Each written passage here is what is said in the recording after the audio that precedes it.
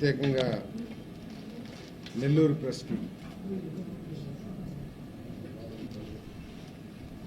Telugu Desam party నాయకులు, senior నాయకులు, MLC గారు రవిచంద్ర యాదవ్ గారికి, ఇతర తెలుగుదేశం పార్టీ నాయకులకు, హుడా చైర్మన్ గారికి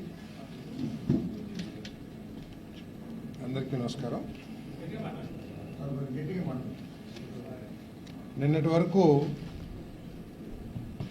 రాష్ట్రం అంతా కూడా గజగజ వణిగిపోయింది. మోంతా తుఫాన్ విపరీతమైన నష్టాన్ని కలిగించబోతుంది. రాష్ట్రంలో దాదాపు చాలా జిల్లాల్లో, ప్రత్యేకంగా కోస్టల్ ప్రాంతాల్లో హెవీ రెయిన్స్ పడబోతున్నాయి. అదేవిధంగా 100 నుంచి 120 కిలోమీటర్లు స్పీడ్తో గాలులు వీచబోతున్నాయని చెప్పేసి వాతావరణ శాఖ నుంచి వచ్చిన సమాచారం కానివ్వండి, అయితే వివిధ సంస్థల నుంచి వచ్చిన సమాచారం మేరకు రాష్ట్రం అంతా కూడా ప్రజలందరూ కూడా భయకంపితులై ఉన్నారు. పరిస్థితులు ఏ విధంగా ఉన్నా కూడా, తుఫాను ఎంత తీవ్రంగా ఉన్నా కూడా రాష్ట్రంలో అతి తక్కువ నష్టం, అదేవిధంగా 0 ప్రాణ నష్టంతో ఉండాలి అనే లక్ష్యంతో ప్రీతమ ముఖ్యమంత్రి చంద్రబాబు నాయుడు గారు, యువనేత హెచ్ఆర్ మినిస్టర్ గారు లోకేష్ గారు, అదేవిధంగా పవన్ కళ్యాణ్ గారు, వీళ్ళందరూ పార్టీ యంత్రాంగాన్ని, అదేవిధంగా అధికార యంత్రాంగాన్ని సమన్వయపరుచుకుంటూ అందుబాటులో ఉన్న సాంకేతికతని ఆధారంగా చేసుకుని దాన్ని వినియోగించుకొని ప్రజలకి ఎటువంటి సమస్య లేకోకుండా ఉండటం కోసం మన ప్రీతమ ముఖ్యమంత్రి చంద్రబాబు నాయుడు గారు రాత్రి 12 గంటల వరకు కూడా, రాత్రి 12-1 గంట వరకు కూడా సెక్రటరియట్లోనే ఉండి ఈ ఆపరేషన్స్ అన్నింటినీ కూడా మానిటర్ చేశారని చెప్పేసి మనం చేస్తా ఉన్నాను. ఒకసారి మీరు కూడా చాలా తుఫాన్లు చూసుంటారు. తుఫాన్ వచ్చిన వారం 10 రోజుల వరకు కూడా రాష్ట్రం తేరుకోలేకుండా పరిస్థితులు ఉండేవి. కానీ ఈరోజు తుఫాను వచ్చింది ఆంధ్రప్రదేశ్ కంటే ఎప్పుడు వచ్చింది, ఎలా వచ్చింది అని అడిగే పరిస్థితి వచ్చిందంటే అది ప్రభుత్వం, ప్రత్యేకంగా చంద్రబాబు నాయుడు గారి పనితీరు అని చెప్పేసి కూడా ఈ సందర్భంగా నేను తెలియజేస్తా ఉన్నాను. అన్ని డిపార్ట్మెంట్స్ని సమన్వయం చేసుకుంటూ, విద్యుత్ శాఖ కానివ్వండి, పోలీస్ శాఖ కానివ్వండి, అందరినీ సమన్వయం చేసుకుంటూ చెట్లు పడిపోయినా, కరెంటు స్తంభాలు పడిపోయినా కేవలం కొన్ని గంటల్లోనే, మీరు కూడా చాలా ప్రాంతాలు పర్యటించుంటారు మీ పర్సనల్ లైఫ్లో కానీ, లేకపోతే మీ అఫీషియల్ డ్యూటీలో కానీ. ఎక్కడ మనం గతంలో చూసాం,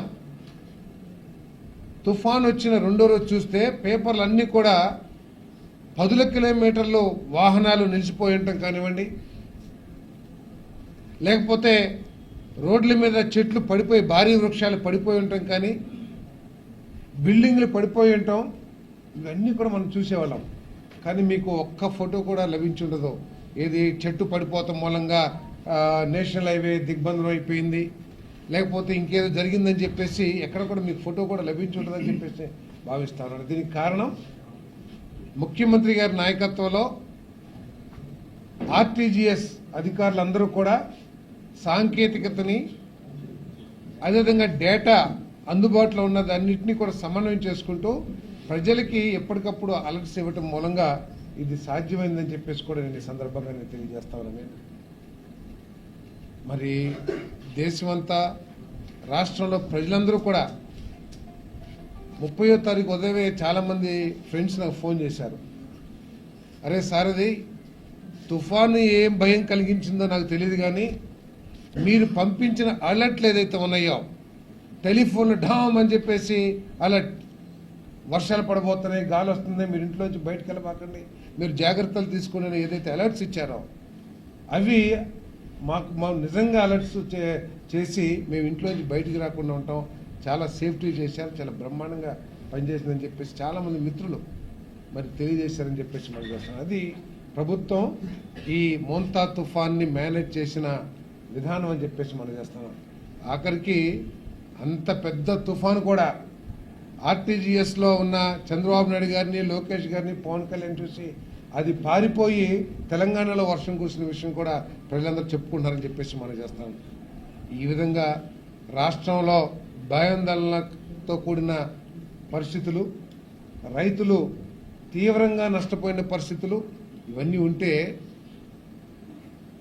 మన పులివెందుల శాసనసభ్యులు మాజీ ముఖ్యమంత్రి జగన్మోహన్ రెడ్డి గారు మాత్రం ఏదో ఫ్లైట్స్ లేవు, అది లేదు, ఇది లేదని చెప్పేసి బెంగళూరులో ఉండటం అసలు ఆయన ప్రజా జీవితానికి పనికొచ్చే వ్యక్తి కాదా ఒక్కసారి ప్రజలందరూ కూడా ఆలోచించాలని చెప్పేసి నేను మనం చేస్తాను. రాష్ట్రం గజగజలాడిపోతూ ఉంటే హుటాహుటిన ఎక్కడున్నా కూడా వచ్చి కేంద్రంలో కూర్చుని వారి పార్టీ కేంద్రంలో కానీ లేకపోతే రాజధానిలో కానీ లేకపోతే ఎక్కడంటే అక్కడ రాష్ట్రంలో కూర్చుని వారి పార్టీ యంత్రాంగాన్ని కూడా సమాయత్తపరిచి ప్రజలకు అందుబాటులో ఉండండి, ప్రజలకు నష్టం కలగకుండా చూడండి, మీరు యంత్రాంగంతో కోఆపరేట్ చేసి వాళ్ళు చేసే కార్యక్రమాలకి తోడుండండి, లేదు వాళ్ళు తప్పు చేస్తుంటే మీరు సరిచేయండి, మీరు నిలబడండి అని చెప్పేసి ఒక డైరెక్షన్ ఇవ్వాల్సిన వ్యక్తి ఒక పార్టీ అధ్యక్షుడు బెంగళూరులో కూర్చుని ఈ రోజు వరకు కూడా నిన్న వాతావరణం చాలా పొడిగా ఉంది, ఎక్కడ ట్రాఫిక్ ఆగటం కానీ ఎక్కడ ఎటువంటి ఇబ్బందికర పరిస్థితులు కానీ లేవు. ఉన్నదల్లా పడిపోయిన పంటలు కానివ్వండి, మునిగిపోయిన హార్టికల్చర్ పంటలు కానివ్వండి, ఇవే తప్పితే ఎక్కడా కూడా సామాన్య జనజీవనానికి ఎటువంటి ఇబ్బంది లేదు. కానీ జగన్మోహన్ రెడ్డి గారు మాత్రం నిన్న లేని మరి బెంగళూరు నుంచి వచ్చారో నాకు తెలియదు, కానీ నిన్న కానీ ఈరోజు కానీ కనీసం రైతులు ఏ విధంగా ఉన్నారు, రైతులు ఎంత మేర నష్టపోయారు, ప్రభుత్వం దృష్టికి తీసుకెళ్దామా, ప్రభుత్వం సక్రమంగా చేస్తుందా లేదని పరిశీలించడం కూడా రాని ఒక వ్యక్తి, ఒక మాజీ ముఖ్యమంత్రి తనకి ఒక పత్రిక ఉంది కదా, నేను 2 గంటలు కాదు 5 గంటలు మాట్లాడినా దాన్ని టెలికాస్ట్ చేస్తానికి ఒక ఛానల్ ఉంది కదా, నేను 10 పేజీల ఉపన్యాసం ఇచ్చినా కూడా యాజ్ ఇట్ ఈస్గా దించే పత్రిక ఉంది కదా నా కన్సర్న్లో అని చెప్పేసి అబద్ధాలు చెప్తే అది కరెక్ట్ కాదని చెప్పేసి మనం చేస్తాము. కొన్ని విలువలతో కూడిన రాజకీయాలు చేయాల్సిన అవసరం ఉంది. ఇటువంటి ప్రకృతి వైపరీత్యాల పరిస్థితుల్లో మీరు ప్రజలకు అండగా ఉండి వాస్తవాల్ని ప్రభుత్వం దృష్టికి తీసుకెళ్లి నష్టపోయిన ప్రజలకి మేలు చేసే విధంగా పనిచేయాలి తప్పితే కేవలం 4 గోడల మధ్య కూర్చుని మీరు ఇష్టం వచ్చినట్టు మాట్లాడితే కరెక్ట్ కాదని చెప్పేసి నేను మనం చేస్తామని ఈరోజు చెప్తా ఉన్నారు. రైతుల గురించి ఆయన మొసలి కన్నీరు ఏ విధంగా కారుస్తున్నారో సాక్ష్యపత్రిక చూస్తే అర్థమవుతా ఉంది. తాను అధికారంలో ఉన్నప్పుడు 1647 కోట్ల రూపాయలు ధాన్యం రైతులకు ఎగ్గొట్టిన జగన్మోహన్ రెడ్డి గారు 5 సంవత్సరాల్లో రైతుల ఖర్చును తగ్గించడానికి యాంత్రీకరణ చేస్తానికి ఉపయోగపడే డ్రిప్ ఇరిగేషన్ కానీ లేకపోతే యంత్రాలు కానీ పరికరాలు కానీ ఎగ్గొట్టిన జగన్మోహన్ రెడ్డి గారు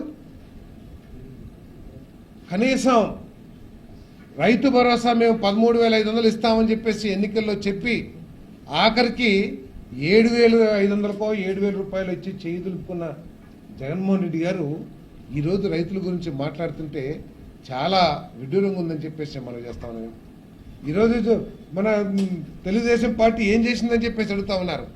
తెలుగుదేశం పార్టీ రైతులను ఆదుకోవటం కోసం అన్ని విధాలు కూడా చేస్తుందని చెప్పేసి మనం చేస్తాను. ఇటువంటి ప్రకృతి వైపరీత్యాల సమయంలో కూడా మీరు అధికారంలో ఉన్నప్పుడు ఇచ్చిన దానికంటే కూడా మెరుగ్గా ఈరోజు మేము జీవోలు ఇచ్చి రైతులు ఆదుకునే కార్యక్రమాలు చేస్తున్నామని చెప్పేసి మనం చేస్తాను. మీరు అధికారంలో ఉన్నప్పుడు కేవలం వరి, వేరుశనగ, పత్తి రైతులకి హెక్టార్కి 17,000 రూపాయలు ఇస్తే మేము 25,000 రూపాయలు ఇస్తున్నాం ఈ 3 పంటలకి. అదేవిధంగా మీరు అరటికి 25,000 ఇస్తే మేము 35,000 ఇస్తున్నామని చెప్పేసి మనం చేస్తాను.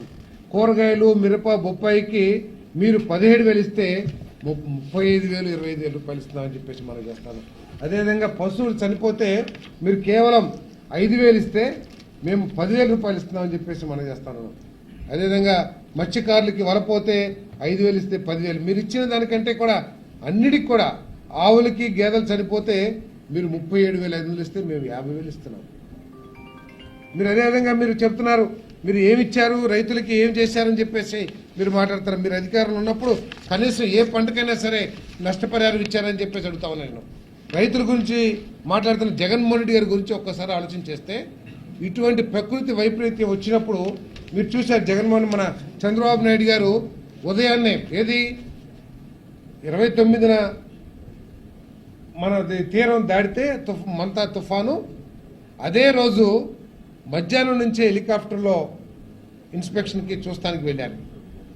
ఈ జగన్మోహన్ రెడ్డి గారు ఆయన సమయంలో ఒకసారి ఇటువంటి ప్రకృతి వైపరీత్యం వస్తే బాపట్ల వచ్చి రెడ్ కార్పెట్ వేసుకుని మట్టి కాకూడదని చెప్పి కాళ్ళకి మట్టి అంటుకోకూడదని చెప్పేసి ఆ అధికారులు చేశారో లేదా పార్టీ వాళ్ళు చేశారో వాళ్ళు చేసిన ముఖ్యమంత్రి గారి మనసును బట్టి వాళ్ళు పనిచేస్తారు. ఒకవేళ ఆయన పొలాల్లోకి వెళ్ళి పంటను చూస్తారనే ఆలోచన ఉంటే వాళ్ళు అట్లా చేయరు. ముఖ్యమంత్రి జగన్మోహన్ రెడ్డి గారి గురించి తెలుసు కాబట్టి ఒక రెడ్ కార్పెట్ వేసి దాని మీద చెక్కలు వేసి అక్కడ దాని మించి నిలబడి ఏదో చూస్తున్నట్లు ఆట చూస్తున్నట్టు చూసిన జగన్మోహన్ రెడ్డి గారు ఈరోజు చంద్రబాబు నాయుడు గారి గురించి మాట్లాడటం చాలా విడ్డూరంగా ఉందని చెప్పేసి కూడా నేను ఈ సందర్భంగా తెలియజేస్తాను. అంతేకాదు ఆయన ఏమిచ్చారు ఈ ప్రభుత్వం ఏమిచ్చింది ఈ క్రాప్ చేయలేదని అంటున్నారు. ఈ క్రాప్ 95% చేశాము, ఇంకొక 5% కూడా త్వరలో చేస్తామని చెప్పేసి మనం చేస్తాం. ఇన్సూరెన్స్ ఇవ్వలేదంటున్నారు. తాను ₹1 అసెంబ్లీలో మీరు కూడా చూసుంటారు. మేము రైతాంగానికి ₹1 మేము ఇన్సూరెన్స్ చేస్తామని చెప్పేసి 3 సంవత్సరాలు ఇన్సూరెన్స్ ప్రీమియం ఎగ్గొడితే చంద్రబాబు నాయుడు గారు చేసిన పోరాటం ఫలితంగా ఒక జియో ఇచ్చి ₹580 కోట్ల ఇచ్చారని చెప్పేసి నేను ఈ సందర్భంగా నేను మనవి చేస్తాను. ఈ ప్రభుత్వం మరి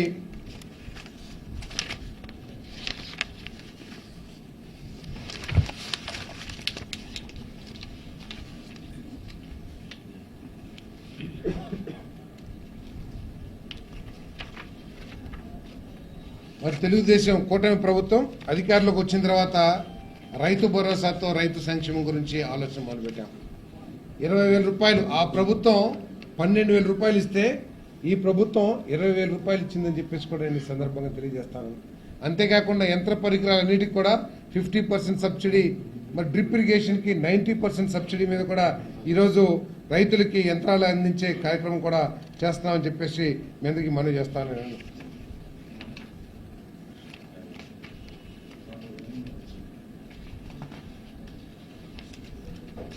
జగన్మోహన్ రెడ్డి గారు అడుగుతా ఉన్నారు మిర్చికి ఏమైనా ఇచ్చారా లేకపోతే దానికి ఇచ్చారా దీనికి ఇచ్చారా అని చెప్పేసి అడుగుతా ఉన్నారు. ముందు మీరిచ్చింది ఏమిటో ఒకసారి చెప్తే ప్రజలు కూడా ఒకసారి అర్థం చేసుకుంటారు మీ పరిపాలన ఎంత వైభవంగా ఉండేదని చెప్పేసి మనం చేస్తాను. నేను మీరు ఈరోజు మన ఈ కూటమి ప్రభుత్వం వచ్చిన తర్వాత మామిడి రైతులకి ₹260 కోట్ల ఆర్థిక సాయం చేశాం. పొగాకుకి ₹273 కోట్ల బర్లీ కొన్నాం. అదేవిధంగా కోకోకి ₹14 కోట్ల ఇచ్చాం. కాఫీకి ₹50 కిలో అదనంగా చెల్లించాం పర్ కేజీ. టమాటాకు 12 కోట్లు, అదేవిధంగా ఉల్లికి ₹100 కోట్ల ఇచ్చిన ప్రభుత్వం ఈ ప్రభుత్వం అని చెప్పేసి మనం చేస్తాను. ఇవన్నీ కూడా అబద్ధాలు చెప్పి నాకు పత్రిక ఉంది కదా లేకపోతే నాకు ఒక ఛానల్ ఉంది కదా నేను ఏది చెప్తే అది చేస్తానంటే ప్రజల్ని మీరు చేయండి. ఓడిపోతే ఎందుకు ఓడిపోయామని చెప్పేసి ఆలోచన చేసి తమ పనితనాన్ని మెరుగుపరుచుకోవడానికి ప్రయత్నం చేయాలి తప్పితే ఇంకా నేను ఏం చెప్తే అదే ప్రజలు నమ్ముతారనే ఒక భ్రమలో ఉంటే అది తప్పని చెప్పేసి కూడా నేను ఈ సందర్భంగా నేను తెలియజేస్తా ఉన్నాను. మరి ధరల స్థిరీకరణ నిధి వాళ్ళు ₹3,000 కోట్ల ధరల స్థిరీకరణ నిధి పెట్టి ఎంత ఖర్చు పెట్టారో ఒకసారి లెక్కలు చెప్పమని చెప్పేసి కూడా అడుగుతా ఉన్నాను. ఈ ప్రభుత్వం దాదాపు ₹6,000 కోట్ల మరి ధరల స్థిరీకరణ నిధి పెట్టి ఇందాక నేను ఏదైతే చెప్పానో మామిడి, పొగాకు, కోకో, కాఫీ వీటన్నిటికీ కూడా మరి నష్టపరిహారాన్ని ఆర్థిక సాయాన్ని చేయడం జరిగిందని చెప్పేసి మనం చేస్తాను. ఆ ప్రభుత్వం అధికారులు ఉన్నప్పుడు కేవలం 40 లక్షల టన్నులు ధాన్యాన్ని కొంటే ₹6,000 కోట్ల పెట్టి మన ఈ కూటమి ప్రభుత్వం 53.5 లక్షల టన్నుల ధాన్యాన్ని కొని 12,500 13,000 కోట్ల రూపాయలని కొనిందని చెప్పేసి ఖర్చు పెట్టిందని చెప్పేసి కూడా అది ఈ ప్రభుత్వానికి చంద్రబాబు నాయుడుకి ఉన్న చిత్తశుద్ధి అని చెప్పేసి కూడా నేను ఈ సందర్భంగా తెలియజేస్తూ మరి ఈ నష్టంలో మరి ఈ తుఫాన్లో నష్టపోయిన రైతులందరికీ కూడా తప్పుకోకుండా ఆర్థిక సహాయం మరి నిబంధనల ప్రకారం చేసే కార్యక్రమం చేస్తామని చెప్పేసి నేను మనవి చేస్తా ఉన్నాను. మరి ఈ తుఫాన్లో 10 మండలాల్లో 2503 గ్రామాల్లో 1.75 లక్షల 1,75,000 మంది రైతులు 1,40,000 హెక్టార్ల పంట భూమిలో పంట నష్టపోయారని చెప్పేసి మనం చేస్తాను. అంటే ప్రాథమిక అంచనా ప్రకారం 829 కోట్ల రూపాయలు మేరకు నష్టం జరిగిందని చెప్పేసి ప్రాథమిక అంచనా వేశారు. అదేవిధంగా హార్టికల్చర్కి దాదాపు 244 మండలాల్లో 1,021 గ్రామాల్లో 24,000 మంది రైతులకి 518 కోట్ల రూపాయలు నష్టం జరిగిందని చెప్పేసి మరి ప్రాథమిక అంచనా తెలియజేస్తానని చెప్పేసి మనం చేస్తాము. అదేవిధంగా మత్స్యకారులు కూడా ఈ 7 బోట్స్ దెబ్బతిన్నాయి. ఒక మత్స్యకారుడు మిస్ అయ్యారు. దాని విలువ 11.7 లక్షలని చెప్పేసి మనం చేస్తాను. 21,000 ఎకరాల రొయ్యల చెరువులు దెబ్బతిన్నాయి. 11,000 చేపల చెరువులు దెబ్బతిన్నాయి. వాటి విలువ సుమారు 220 కోట్లు. రొయ్యల చెరువులు 1,059 కోట్లు అని చెప్పేసి మనం చేస్తాను.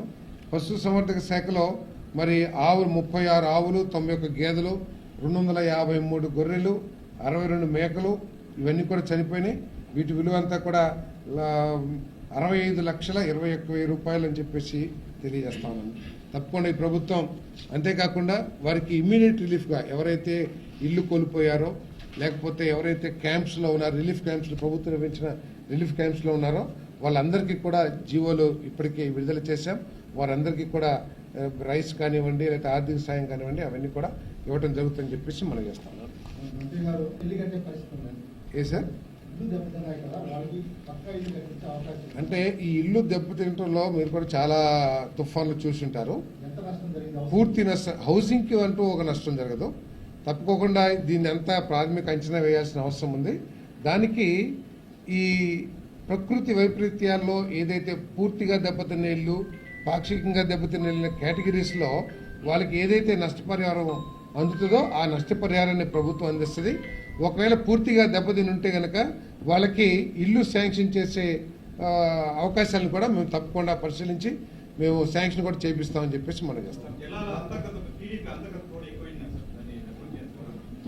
మీలాంటి వాళ్ళు నా బొట్టోళ్ళు ప్రచారం చేస్తున్న తప్పితే ఇక్కడ ఏమి అంతర్గత పోరు లేదు. ఇదంతా కూడా ఒక కుటుంబంలో మన కుటుంబంలోనే చిన్న చిన్న భేదాభిప్రాయాలు ఉంటాయి. ఎంత తప్పితే దాన్ని ఏదో పెద్ద వివాదాలుగాను విభేదాలుగాను ఆలోచించాల్సిన అవసరం లేదని చెప్పేసి నేను భావిస్తా ఉన్నాను. చెప్పండి.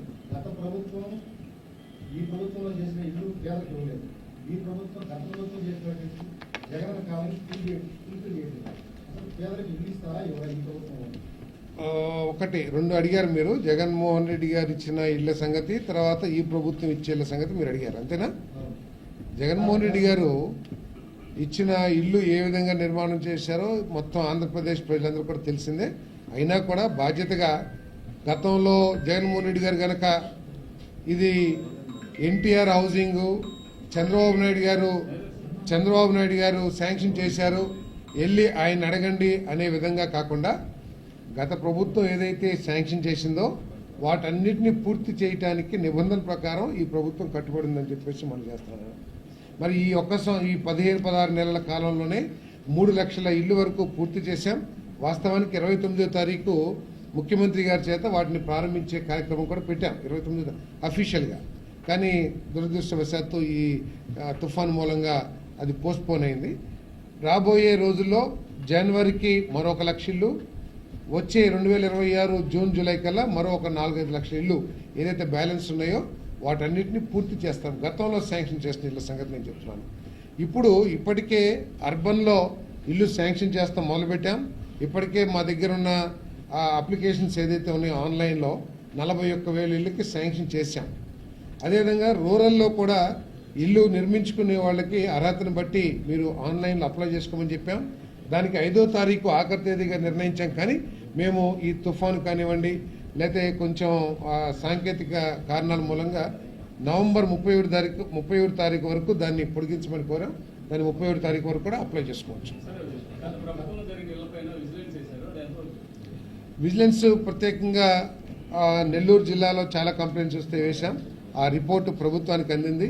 దాని మీద ప్రిలిమినరీ ఎటువంటి చర్యలు తీసుకోవాలో కూడా మరి పరిశీలిస్తుంది ప్రభుత్వం. రాష్ట్రం మొత్తం మీద కూడా కొన్ని ప్రత్యేకంగా ఒక కంపెనీ రాష్ట్రాన్ని లబ్ధిదారుల్ని మోసం చేసే విధంగా చేసే వాళ్ళన్నీ కూడా క్యాన్సిల్ చేసి వాళ్ళ మీద క్రిమినల్ ఎవరైతే మోసం చేశారో వాళ్ళ మీద క్రిమినల్ లేదా రికవరీ అవన్నీ కూడా చేయబోతాం. ఏమండి జర్నలిస్టులుగా తప్పకుండా ఇవ్వాలనేది మా కోరిక. కాకపోతే కాదు అంటే గత ప్రభుత్వం వైఎస్ఆర్సీపీ ప్రభుత్వం ఏం చేసిందో మాకు తెలియదు కానీ 2014-19లో చంద్రబాబు నాయుడు గారి ప్రభుత్వం జీవోలు కూడా ఇచ్చింది. విజయవాడ నన్నలో కానివ్వండి, అదేవిధంగా అమరావతిలో కానివ్వండి కొంత భూమిని కేటాయిస్తూ జీవోలు కూడా ఇచ్చింది. తర్వాత వచ్చిన ప్రభుత్వం దాన్ని పట్టించుకోలేదు, కనీసం ఏమీ చేయలేదు. బట్ ఈ ప్రభుత్వానికి మాత్రం ప్రస్తుత కూటమి ప్రభుత్వానికి ఇవ్వాలనే ఆలోచన బలంగా ఉన్న కొన్ని సాంకేతిక లీగల్ ఇష్యూస్ని మేము పరిశీలిస్తున్నాం. అడ్వకేట్ జనరల్ గారికి కూడా ఈ రిక్వెస్ట్ని ఈ డిమాండ్స్ అన్నింటినీ కూడా పంపించాం. ఎందుకంటే ఇటీవల సుప్రీంకోర్టు ఇచ్చిన ఉత్తర్వుల మేరకు కొన్ని సమస్యలు ఉన్నాయి, వాటిని అధిగమించడానికి కూడా ప్రయత్నం చేస్తున్నాం. మంత్రి గారు గత ప్రభుత్వం పాత బకాయిల్ని వన్ టైం సెటిల్మెంట్ చేసింది, కానీ మీ ప్రభుత్వం ఆలోచన ఏమన్నా? ఏం సెటిల్మెంట్ చేసింది? 20,000 కట్టించుకొని వన్ టైం సెటిల్మెంట్ చేసింది. దేనికి? పాత బకాయిలు ఉంటే ఇళ్ళకి మరి సెటిల్ చేస్తే ఇంకా ఎందుకుంటే ఇంకా బకాయిలు ఎందుకుంటాయి? ఆ గవర్నమెంట్ తర్వాత వచ్చింది ఈ గవర్నమెంటే కదా. కొత్తగా ఇల్లు వస్తే ఏమన్నా అప్పుడు నేను ఆలోచన పక్కన పెట్టండి. మీరు అన్నారు గత ప్రభుత్వం బకాయిల్ని సెటిల్ చేసిందని. సెటిల్ చేస్తే ఇంకా బకాయిలు ఎందుకున్నాయి అంటే ఉట్టుట్టిగా లేకపోతే ఏదో కంటి తుడుపులాగా చేశారంటారా మీ ఉద్దేశం? మీకేమర్థమైంది? ఏది? ఎవరు? పేద ప్రజలు వన్ టైం సెటిల్మెంట్ వెళ్ళలేదు, జగన్మోహన్ రెడ్డి ఫోటో వేసుకొని పట్టా ఇచ్చారు. అంటే పట్టా ఇచ్చిన దానికి బకాయి ఎందుకు ఉంటుందండి? పట్టా ఇస్తే ఇప్పుడు ఇల్లు ఇవ్వాలి, దానికి బకాయి కిందకి రాదు. అది పాత బకాయిల్లో ఉంది, ఐడియా ఉంది, నాకు ఐడియా ఉంది కాదనట్లా. ఓటీఎస్ కింద ఏదో పెట్టారు, చేసేస్తే ఇంకా మిగలవు కదా. ఓకే, బ్యాక్ వెళ్ళిన వాళ్ళు ఉంటే ఆ సమాచారం సేకరించి ఆ డిమాండ్ అయితే ఇప్పుడు దాకా మా దగ్గరికి రాలేదు. ఒకవేళ వస్తే ఆలోచన చేస్తాం. అంటే ఈ ఫోటోలు పిచ్చితో కొన్ని వేల కోట్ల రూపాయలు జగన్మోహన్ రెడ్డి ఖర్చు పెట్టారు. ఏది? వాటర్ ట్యాంకులకి, పంచాయతీ ఆఫీసులకి రంగు వేయడానికి కానివ్వండి, సర్వేలో రాళ్ళ మీద ఫోటో కానీ కొన్ని దాదాపు 5,700 కోట్ల రూపాయలు అంత ఖర్చు పెట్టారు. ఆ 5,700 ఖర్చు పెట్టినట్టయితే ఒక ఇరిగేషన్ ప్రాజెక్ట్ వచ్చేసేది రాష్ట్రానికి. కాబట్టి ఇవన్నీ కూడా ఆలోచించాలి. ప్రజలందరూ కూడా వారు చెప్పే అబద్ధాలను కూడా గుర్తించాలని చెప్పేసి కోరుతా ఉన్నాను.